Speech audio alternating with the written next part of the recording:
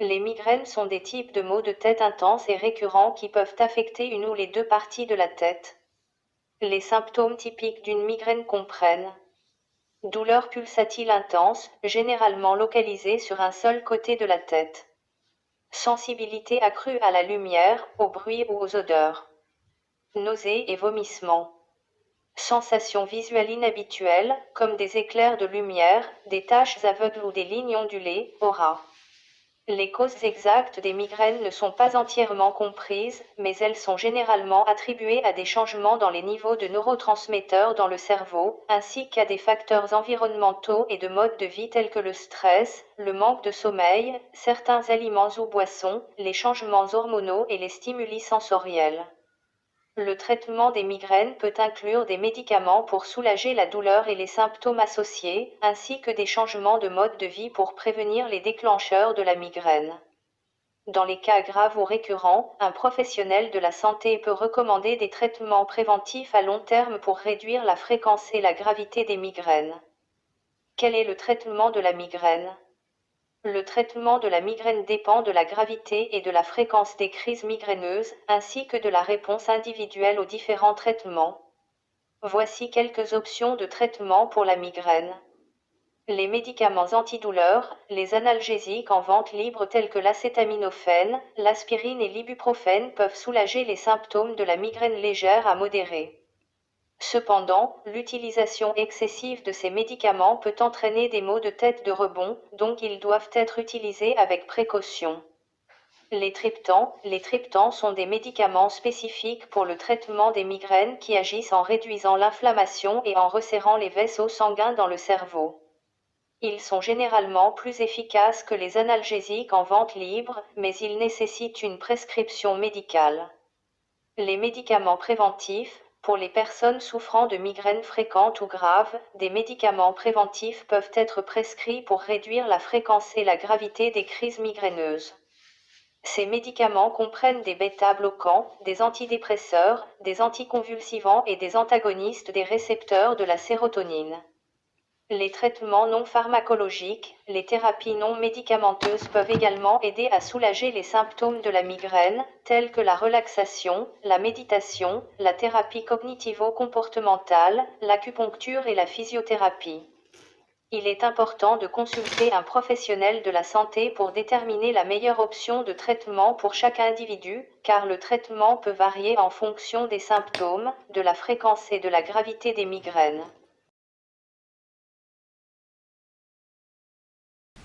am na ñeneen ñoo xam ne tension leen koy def bu sa tension day yéegi na leen di métti bopp ñii dañuy seere am hémorroïde seere bu yàggee day indi métti bopp loolu ñu bàyyi si xel ñii dañu tàmm excitant yu mel ni café ak ataaya buñ ko bàyyee buñ si day jël yenn jël yi buñ ko bàyyee mën leen indi métti bopp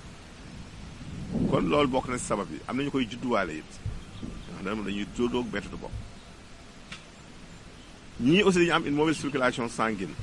la ko def bu dee di dul circuler normalement day indi loolu ñii seen cholestérol bari parce que bu fekkee diw gi dafa bari sa deret mën nay indi ay yeex-yeexu dawu deret bi nay indi métti bopp kon loolu jar na xam ñu ne nooy def nag bu njëkk bi mooy faites de l'exercice maanaam dee li yëngatu bu ñu nee exercice nag du sport rek tax ñu ne exercice mais liggéey bi ngay liggéey si kër gi di ñax activité la dafay dimbali si métti bopp ñu moytu nelaw yu bëri day yokk métti bopp surtout sieste bu la bopp yabee day la éviter sieste surtout nelaw bu yàgg am na bu ñu nelawee nelaw yàgg bu ñu yeewoo rek métti bopp la ñuy yeewaale ñu suuraale ko baax a baax boo amee bu la métti bopp yabee booy tëdd del éviter di dëpp del tëdd njaaxaanaay ndax boo dee tëdd di dëpp muscle yi nekk fii dañuy fasu dañuy lemu loolu dina yokk métti bopp bi des fois kon del tëdd njaaxaanaay wala nga tëdd wet taamu nañu ko si ngegenaay bi ngay ngegenoo it na yem ba mu rëy trop bay lem sa loos aussi ñu bàyyi xel bu baax a baax soo taxawee wala nga toog na jub amul wiiju nii amul dëngaloo nii amul nii na jub rek mooy dimbali si métti bopp ndax na tax dee ji mën a circuler normalement ki am métti bopp nag boo ko dee defal dampe morceau bu ndox morceau ak nga tooy ko ndox dee ko teg si jëbi wala si loxo yi wala si mole yi ginnaaw tànk yi loolu daal boo ko dee def si kàttanu yàlla danay wàññi méthode bopp boobu te boo amee méthode day respirer profondément del noyyi bu baax respirer profondément la day soulager méthode bopp bi nañ la takkal morceau aussi wërale ko sa bopp ndax day tax deret ji dootul excédé si li ñuy wax le cuir chevelu nay wàññi méthode bopp bi aussi ma ngi daal nañu ko faral di def na ngay protéger say bët aussi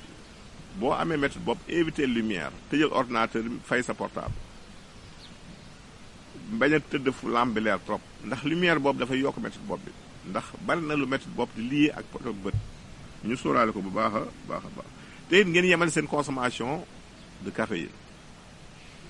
ataaya ak café dee ko jël lu yem moo guróog pitikola yam ndax boo ko dee jël lu bëri foo ko bàyyee rek mën na méthode bopp mais boo ko dee jël bu yem boo ko bàyyi du la wàññi dara ñu xam loolu jinjeer aussi dañuy tegtal ki am méthode bopp muy yëy jinjeer bu yàggee na bàyyi da ngay wut xobu ngi gis di ko suuroo ngi gis mag ñi daan nañu ko def ngay tibb soxla ba mu fees nga baxal ko si liis ndox sëgg si di ko def suba ak ngoon loolu la ñu doon tey dinañ ci ñëwaat